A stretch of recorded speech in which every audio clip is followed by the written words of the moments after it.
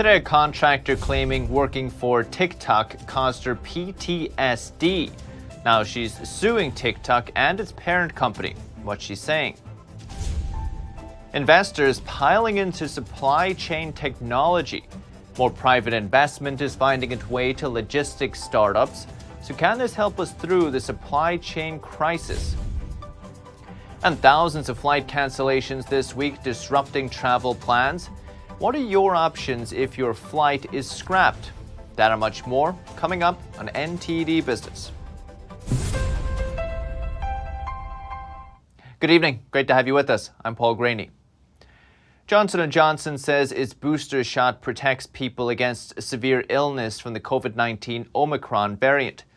One study from South Africa showed vaccine effectiveness rose 84% 14 to 27 days after a booster. The study was done while Omicron was circulating in South Africa. Meanwhile, another study from the United States showed the Johnson & Johnson booster had a strong immune response against severe disease. The company says the studies are being submitted to a peer-reviewed journal. U.S. regulators, though, earlier this month again reminding Americans about a severe condition linked to Johnson & Johnson's vaccine. A study in November found J&J vaccine recipients had a higher risk of blood clots when compared to those who got shots from Pfizer and Moderna. And JetBlue Airways is slashing almost 1,300 flights. Cuts go through January 13th. They're reportedly due to a shortage of crew members getting sick from COVID-19. Flight cancellations have unfortunately been the norm in the airline business since Christmas Eve, when hundreds of flights were canceled. According to FlightAware, nearly 3,000 flights have been canceled today alone. JetBlue's cancellations are a little different since they will remain in effect for at least 2 weeks. And chances are some of you were affected by the cancellation, so what are your options? NTD's Evelyn Lee has some tips. Thousands of flights have been canceled globally this week. What about yours? Here's what you can do if your travel plans are abruptly canceled as well. Just know that you are entitled to a refund. Keep proof of what you have. Keep screenshots of the cancellation emails that you get and of any receipts that you have associated with those delays so that you can be better prepared for filing claims moving forward. Jen Ruiz, a travel blogger, says that doesn't apply if you canceled the flight yourself. But if you didn't, it can be a hassle at the moment to reach somebody with your claims. On Monday alone, more than 3,000 flights were canceled around the world. So to avoid hour-long wait times on the phone, just reach out online. Try different channels if you don't immediately get a response. So Twitter's a great way to get responses. You can also try reaching out through your elite status or any kind of numbers that are available for frequent flyers or credit card holders.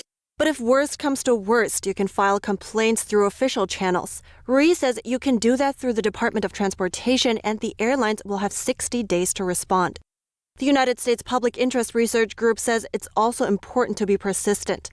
Airlines often try to offer you vouchers with expiration dates instead of a full cash refund. Regardless of the reason for the airline having to cancel, when they cancel the flight, they have to reimburse you in cash or whatever your way that you paid. Ruiz says while it can be a lot of work to get the money back, it doesn't have to be. Now there are third parties that will go after the money for you, taking a percentage of what you recover. Evelyn Lee, NTD News. Investors are piling into logistics startups. Right now, money is getting invested into supply chain technology across freight, delivery, and warehousing. NTD's Faye Quarter has the details. Supply chain bottlenecks are attracting investor attention to logistics technology, which can boost efficiency in distribution networks. We've seen this investment happening for quite a while now, for a few years, but it's definitely been spiking up right now. According to analytics firm PitchBook Data, supply chain tech startups raised about $24 billion in venture funding in the first 3 quarters this year. That's 58% more than all of 2020. Sal Mercogliano, a maritime historian at Campbell University, says there are 2 big areas in logistics right now. One is on the hardware side with the surging demand for warehouses and distribution sites. Shipping containers that are on the big ships have to be unpacked and then repacked into new trailers. And so we're seeing a lot of hardware being invested right now in these pop-up yards and new warehouses close to highways and railways. The other is on the software side, related to data collection and data management for tracking. Every little individual company and entity kind of really fields the data themselves. So there's not a lot of sharing across the spectrum. A lot of startup companies is trying to bridge that data, get that information across. Apart from private investment, the government is also taking action.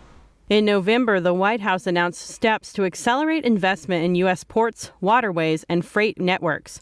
So private investment versus public investment, which one will help us fix the supply chain issue faster? Mercogliano says they both complement each other. You need to invest a huge amount of money without a lot of return. It takes you years to develop a container terminal. But once you get that container terminal up and running, then public investment will follow. The warehouses, the infrastructure, the distribution sites, they all kind of follow in right behind that. Mercogliano says the next step is investing in the ships themselves, as people see profits being returned by the major shipping firms and container lines. Faye Quarter, NTD News. So with New Year's Eve parties just around the corner, we're joined by one of America's small businesses who are preparing to keep you fed. We're joined by Christy Johnson of the Bountiful Board in Indiana. Christy, great to see you. Happy New Year. Happy New Year. Thanks for having me. Maybe to begin, you can give us an idea of what you guys do. Yeah, so we create charcuterie boards of all sizes. We do little personal sizes all the way to 6 foot to 9 feet to 12 feet, really big ones for weddings and things. And then we've also adapted to some single serving items as well. We have a unique year. It's been a couple of unique years, right? Well, what's trendy? Well, the new trendy thing is our single serving cups, and I have a sample I can grab if you see one real quick. And we adapted that after, of course, COVID hit, and we were shut down for several weeks, so we kind of had to get our creative, thoughts flowing and come up with something new that would fit in today's new world. Mm-hmm. How's the feedback been? Good. It's a good response. It works well for corporate events and weddings, and it's been great. We have from last year, our business has grown literally 400%. So it's insane, actually. Wow, that's compared to 2020. Yeah, how are you compared to 2019, say pre-pandemic? You guys back to where you were? Right, even probably another 400% because we were new and it was at the start of the charcuterie trend. So every year it's just gotten better and better. And finally, big enough to open our storefront, which is new. So it's exciting times. When you're speaking with clients who you're preparing for tomorrow night, are they nervous about parties? Are they excited to be back again, or? I think a lot of people are super excited to be gathering again, and this is something easy that everybody can gather around and snack on, and offers a variety. But some people are still, of course, nervous about gatherings, and that's where the single serve option comes into play. So we have a mixture of both. Mm-hmm. I think finally, any big hopes for the new year? Just for everybody to be in good health and prosperous, of course. Mm-hmm. Mm-hmm. On the business side, any goals?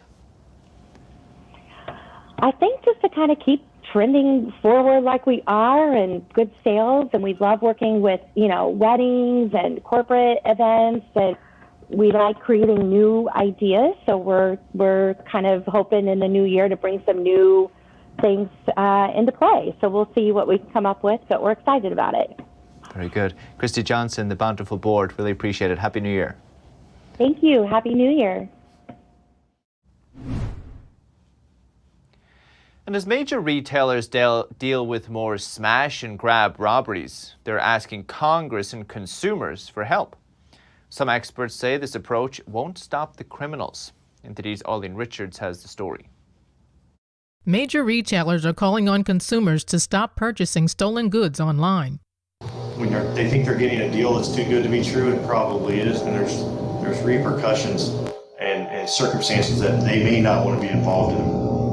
Mike Combs is the director of asset protection at the Home Depot. He says selling online makes it easier and more profitable for criminals to unload stolen goods, and the problem keeps growing. I can tell you that in the last 5 years, it's been increasing at Home Depot, and this year is no different. He says the problem isn't just petty theft, but organized criminal gangs that steal high volumes of merchandise and resell it online. Major retailers want Congress to force online resale sites to record the contact and banking information of people who sell more than $5,000 of goods in a year. Some experts say that approach won't work, and soft-on-crime district attorneys are to blame. Steve Cooley used to be DA in Los Angeles County. He tells the Epoch Times California Insider that some prosecutors are letting criminals off easy, and they're very aware of it. It's a criminal element, but it's a criminal element that's not deterred. They're taking advantage of the situation. And right now, they appear to be winning. He says soft prosecutors in LA County are causing all types of crime to go up and putting everyone at risk. But I'll tell you one thing, it is dangerous for us in Los Angeles County, us in California, and people throughout the United States. Cooley says crime rates will go back down when police have the resources they need and criminals are effectively prosecuted. Arlene Richards, NTD News. And the IRS is telling people to report stolen goods and illegal bribes on tax forms. The agency listed a curious new set of rules for putting together your 2021 taxes. Thieves are supposed to report the value of the things they stole unless they return them to their proper owner. Bribes and kickbacks obtained illegally must also be reported, and money earned selling illegal drugs must be reported as well. IRS gives you the option of either including drug money in your general income or in your income earned through self-employment activities. The Sheriff's Office of Erie County, New York, responded to the new rules in a Facebook post. The office says it would be happy to help car thieves put together a list of items they stole from people's cars this year. And Tesla is recalling about 500,000 electric cars. This is to address rear-view camera and hood issues that could increase the risk of crashing, according to the National Highway Safety Administration. It says Tesla is recalling more than 350,000 Model 3S over rear-view camera issues. Opening and closing the trunk could cause the camera to stop working. And it's recalling nearly 120,000 Model S vehicles due to a front hood latch that isn't aligned properly. Tesla says it could lead to the front hood opening without warning. The recall affects model years ranging from 2014 to 2017. The regulator says Tesla is unaware of any crashes, injuries, or deaths related to either problem. And a content moderator is suing TikTok. She says she developed a psychological trauma at work reviewing their videos. The moderator is called Candy Frazier. She says she spent up to 12 hours a day watching disturbing content to decide what should and should not be removed. The lawsuit is likely to draw attention to how TikTok usually moderates content. Although Frazier was a contractor, not a TikTok employee, she alleges that TikTok and its parent company supervise her work. TikTok told CNN it tries to promote a caring work environment for contractors and employees and doesn't comment on ongoing litigation. TikTok was the most visited website in 2021, even beating Google. And Germany is pulling the plug on 3 of its remaining 6 nuclear power plants, with the plans to end the rest in 2022. So what's behind this decision to end nuclear, which experts say is relatively safe and clean, especially amid the energy crisis in Europe? NTD's Colin Fredrickson takes a look. Germany is shutting down 3 of its 6 remaining nuclear plants Friday, with plans to close the remaining 3 in 2022. The country wants to end all of its atomic power. Germany had one of the most effective modern nuclear power systems for many years. And Then Fukushima came along, and after that, the Green Party, which had long been opposed to nuclear power, gained some seats. Sterling Burnett is a senior fellow at the Heartland Institute. Burnett says Germany's nuclear power is relatively safe. They've had no problems, but they're still concerned about potential accidents. Their energy prices, already the highest in Europe, will continue to rise farther and faster than they did before because they're taking reliable baseload power offline and going to try and replace it with unreliable wind and solar. And their wind and solar is breaking down now. I mean, they have energy shortages already. Those shortages will only become more acute. And Germany may have to rely on foreign energy, including from adversaries. Now they are dependent upon France and they are dependent upon Russia for their electricity generation. Daniel Turner is the founder of Power the Future, a nonprofit that aims to offer truth, facts, and research that will enrich the national conversation on energy. Turner says Germany will depend more on France's nuclear power and Russia's natural gas. Germany's decisions, they're not based in reality, right? They're choosing, they're hoping to have this perfect world, but we don't live in that world. About 10% of Germany's electricity comes from nuclear. Now that it's being shut down, they not only have to depend more on foreign sources, but will have to ramp up coal. Colin Fredrickson, NTD News. Wall Street closed lower today, retreating from record highs earlier in the week. The Dow fell 91 points, about 0.25%. S&P 500 lost 14 points, about 0.3%. And the Nasdaq today dropping 25 points, about 0.2% today. And 2021 wiped away almost a quarter of China's tech wealth. The moguls in the industry lost a sum of money that's as high as the GDP of Frankfurt, one of Germany's richest cities. NTD's Evelyn Lee reports. It's a record year for China's tech tycoons, according to Bloomberg. But that's bad news for the tycoons. China's clampdown this year left its mark. The country's 10 richest in the tech industry alone lost $80 billion. That's almost a quarter of their combined wealth. Topping the list is Colin Huang, founder of e-commerce site Pinduoduo. 2/3 of his fortune evaporated when the shares of his business plunged almost 70%. Alibaba is also high on the list after the regime clamped down on its business earlier this year. Its CEO had criticized the Chinese regime publicly shortly before. In the U.S., on the other hand, tech stocks had a big year. Google's Alphabet wrapped up its best year since 2009. Its stock rallied almost 70%. Microsoft followed closely, up 50%, and Apple 30%. During the pandemic, consumers flocked to the web while stuck at home and working from home.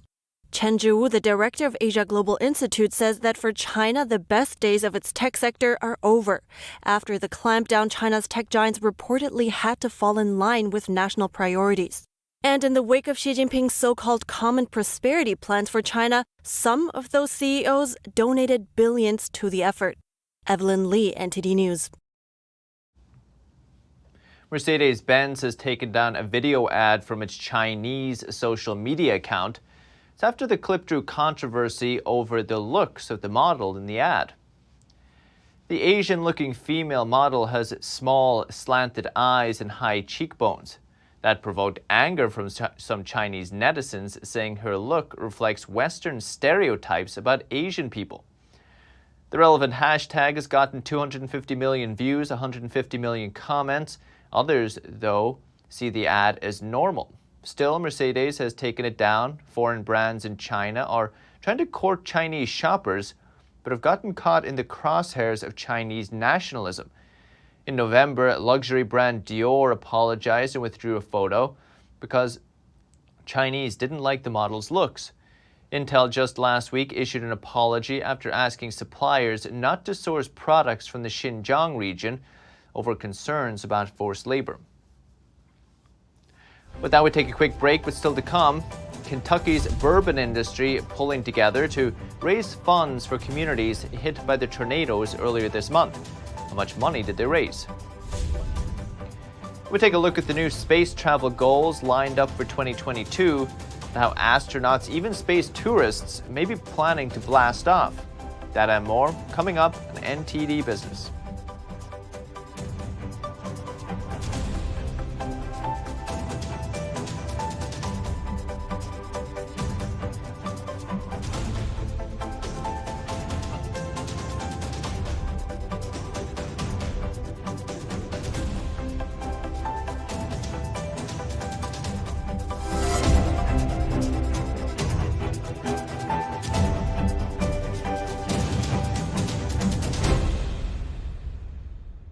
It's just clear as day. The media, whether it's broadcast, cable, or print media, has become extremely biased. And I started looking online for alternative ways to get information. And I saw an ad for a free trial.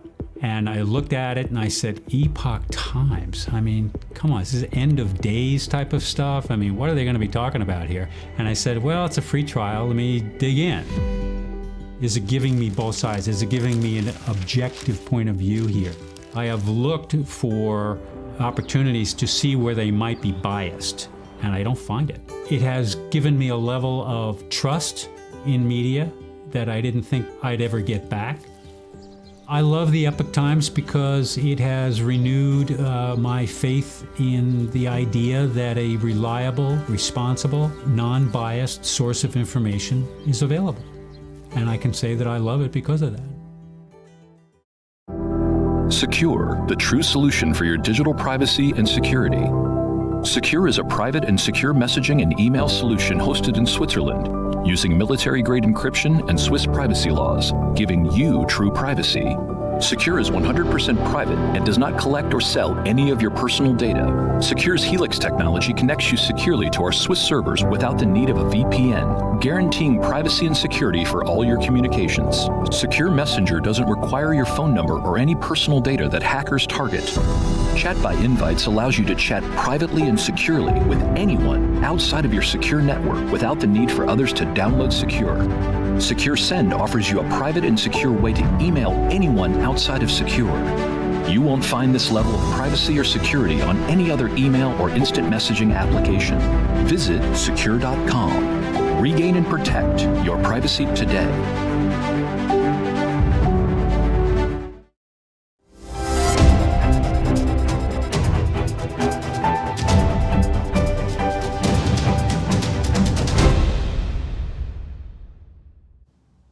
Welcome back. Kentucky's bourbon industry is helping restore hope to communities ravaged by tornadoes. They held a charity auction of rare barrels and bourbon bottles earlier this month, which has managed to raise more than $3 million. Over 5,000 bidders competed for 429 items for sale. Highlights from the event include a 19-year-old barrel of Willet that sold for over $400,000, the highest ever paid for a full barrel of bourbon. And 14 bottles recovered from Carr's Steakhouse in downtown Mayfield, the city destroyed by the tornado, sold for nearly $70,000. Half the money will go to Carr's 29 employees, many of whom remain homeless. All proceeds from the auction are donated to the state's official tornado relief fund. The U.S. National Park Service is waiving entrance fees for 5 days next year. The 5 free days will be spread out across 5 different months. They include Martin Luther King Jr. Day, Veterans Day, and the first day of National Park Week. People who visit any national park on those days won't be charged an entrance fee.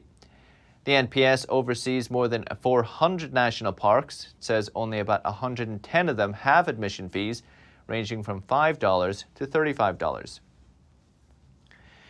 And this year we saw billionaires blast off into space and rovers land on our dusty red neighbor. But what's coming in 2022? New milestones are on their way, including another Mars mission, even some more space tourists launching to the stars. Let's take a look.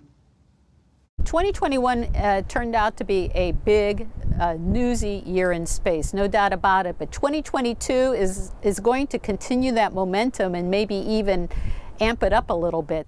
On the space travel to-do list this coming year, more people visiting space, including NASA astronauts and tourists alike.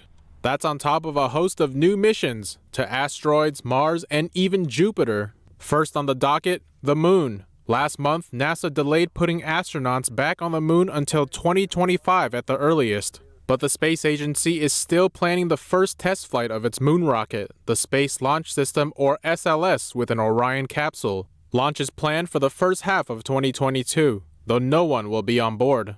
Several countries are also looking to send up lunar-bound rovers and landers, including Japan and the UAE. But more journeys to farther locations are also up and coming. 2021 saw 2 rovers land on Mars, NASA's car-sized Perseverance and China's Zhurong. But there was meant to be a third. In March 2020, the European Space Agency and Russia's Roscosmos postponed a joint mission to Mars, putting it off until 2022. The mission's goal is to put a rover on the Red Planet to dig beneath the surface and determine whether there has ever been life there. It's set to launch in September 2022. As for space tourism, many are asking whether billionaire Elon Musk is next in line to blast off after Jeff Bezos and Richard Branson in 2021. Well, Musk has said recently that it's not about him. He doesn't plan to launch anytime soon on his SpaceX rockets. He's more concerned about making sure that humans become multiplanetary. Musk is reportedly concentrating on his SpaceX company's futuristic bullet-shaped Starship. A test flight is planned for early 2022. But besides billionaires, 2022 may see more regular people versus highly trained astronauts fly to new heights. That's as space companies gear up to expand their reach. That's the latest business updates for today. You can still catch NTD Evening News, though. That's with Chenny Wu from 6:30 p.m. Eastern. For NTD Business, it's all for today. Thank you for watching. We'll see you tomorrow.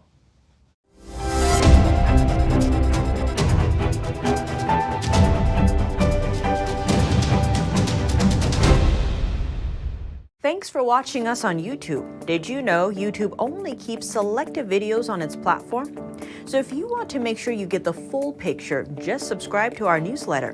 Go to newsletter.ntd.com and sign up. It's